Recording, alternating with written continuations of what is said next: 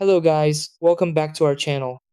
So, if your Hisense portable air conditioner keeps turning off on its own, it can be frustrating, especially when you expect consistent cooling, but the unit shuts down after a short time. This issue can make it seem like something is seriously wrong, but in many cases, it's actually caused by built-in safety features or simple maintenance issues.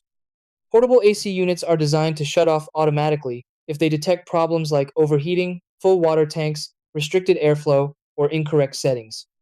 Even small things like a dirty filter or blocked vents can trigger this behavior.